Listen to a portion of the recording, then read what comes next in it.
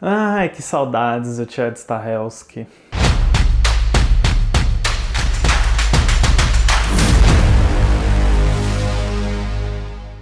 Olá, fãs da Sétima Arte, meu nome é Lucas Nascimento e esse é o Lucas Filmes e hoje eu tô aqui para falar sobre Trem Bala, novo filme de ação dirigido pelo David Leitch. Mas antes, vou pedir para você curtir esse vídeo, se inscrever no canal e ativar o sininho para não perder notificação dos próximos vídeos. David Leitch, não confundir com o nosso louquinho do David Lynch, é a outra metade dessa dupla genial formada pelo Chad Stahelski, que nos deu a franquia John Wick, esses dois dublês que se tornaram diretores e meio que colocaram a marca deles em Hollywood, praticamente revolucionaram a forma como os Estados Unidos, como Hollywood, faz filmes de artes marciais hoje em dia. É muito difícil você pegar um filme novo de luta e não ver um pouquinho do estilo do Stahelski e do Leitch, do que eles fizeram com a franquia John Wick. Bom, o Chad Stahelski ficou bem concentrado nas continuações do John Wick, ele inclusive vai lançar o quarto filme da série no próximo ano. Já o David Leitch, o cara se transformou numa máquina, ele saiu fazendo projetos ano sim, ano não, praticamente incansável. Ele fez uma adaptação de Atômica com a Charlize Theron, ele dirigiu Deadpool 2 pro Ryan Reynolds e ele fez o primeiro derivado da franquia Velozes e Furiosos com Hobbs e Shaw, com o Dwayne Johnson e o Jason Statham. Ou seja, é um cara que não parou de trabalhar e justamente por isso se tornou um dos nomes mais requisitados em Hollywood, porque ele trabalha rápido e entrega, na maioria dos casos, um bom resultado. O Trem Bala é um projeto que estava sendo desenvolvido pelo Antoine Fuqua,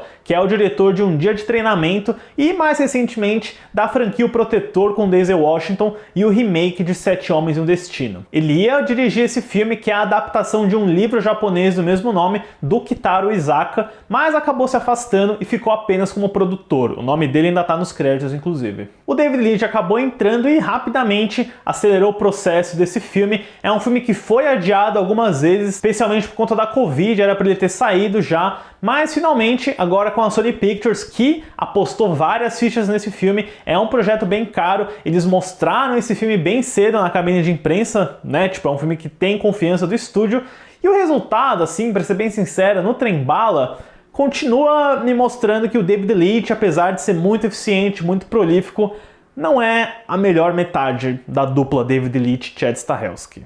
Na história, acompanhamos o contratante conhecido como Joaninha, personagem de Brad Pitt. Depois de um retiro espiritual, ele é mandado para um trabalho aparentemente simples: recuperar uma maleta dentro de um compartimento do trem bala que viaja pelo Japão.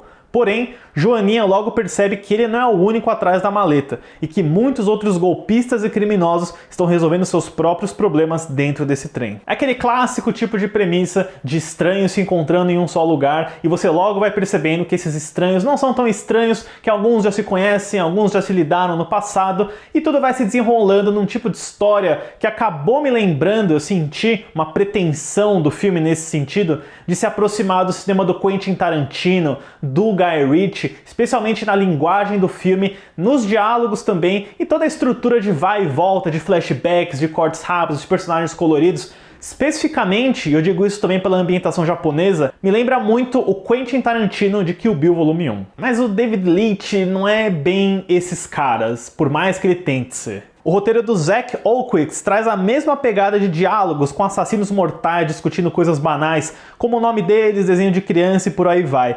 Tem toda essa construção de um universo mais fantasioso e violento, além de um uso bem excessivo da trilha sonora. O que mais parece pra mim é um diretor que é fascinado pelo estilo do Tarantino e do Guy Ritchie e que tá tentando pegar todas as ferramentas e simular, mas sem entender exatamente o que dá certo, porque pra mim é estranho assistir o Trem Bala, porque os ingredientes estão lá, as situações são interessantes, os personagens têm coisas legais, mas não clica, nunca é empolgante. Pra mim, Trem Bala é um filme muito cansado, meio engessado, desengonçado, pra falar a verdade, porque é uma imitação, não é algo que pra mim flui com naturalidade, com criatividade. Eu acho que um dos problemas também é que ele acaba embolado nessa quantidade de linhas narrativas e subtramas que ele tem. Ele sempre perdia o ritmo quando apostava nessas digressões, nesses escapes da trama principal. Por exemplo, tem uma cena em que acontece algo com o Joaninha, em que ele encontra um oponente, fica aquele suspense, mas aí você corta para outro arco do filme e gasta um bom tempo lá, meio que quebrando aquela tensão que você cria entre aquele personagem. É um clássico erro de montagem, né? Quase como se você estivesse assistindo uma série de TV, mas aí aquele arco acabou num gancho, e você só vai descobrir o que acontece depois. E quando chega lá, putz, já perdeu um pouco o interesse. Especialmente quando o Trem-Bala fica investindo no arco dessa personagem que é chamada Princesa, vivida pela Joey King. Pra mim, de longe, é o aspecto mais fraco do filme e que tá envolvida na história de uma forma muito absurda, muito previsível também. E lá no final, quando o filme tenta justificar por que tudo aquilo tá acontecendo, qual que é o grande motivo, a grande missão do filme, puxa vida, pra mim não faz o menor sentido, enfraquece o filme até e me parece aquele tipo de situação de roteiro que se acha muito mais inteligente do que é, mas você pegar pra analisar tudo, pra desfiar fio por fio, você vê que realmente não faz muito sentido. E isso é uma pena, porque o potencial era muito grande. Mas é aquilo, é um filme de ação e a ação presta. Olha, sobre o David Leitch, eu sempre achei ele muito interessante, muito criativo com ação, mas nesse caso eu fiquei bem decepcionado. Eu gosto muito do trabalho dele em Atômica, porque ele fez aquele plano sequência lendário, imortal, uma das melhores cenas de luta que eu vi na minha vida. Mas aqui no Trem-Bala parece que ele tá meio sem ideias, parece que ele tá preso. Eu acho que pela ambientação em vagões de trem, num espaço mais confinado, mais apertado, eu não vi muita liberdade, muita criatividade para coreografias de luta. Elas têm um caráter muito repetitivo, principalmente quando os personagens pegam objetos cotidianos, garrafas, talheres, seja lá o que eles encontrarem no trem, e estão lá lutando entre si, aí algum objeto acaba sem querer matando alguém. Isso acontece várias vezes no filme, geralmente para criar um senso de humor, especialmente porque o Joaninha é um personagem mais bem-humorado, mas acaba cansando rápido. E eu acabei não me empolgando muito com a pancadaria no geral, e pra mim fica bem pior quando o filme tenta apostar em algo muito maquiavélico, algo muito grandiloquente, e aí ele enche de computação gráfica, de efeitos visuais que não são nada convincentes, que me parecem um pouquinho não finalizados.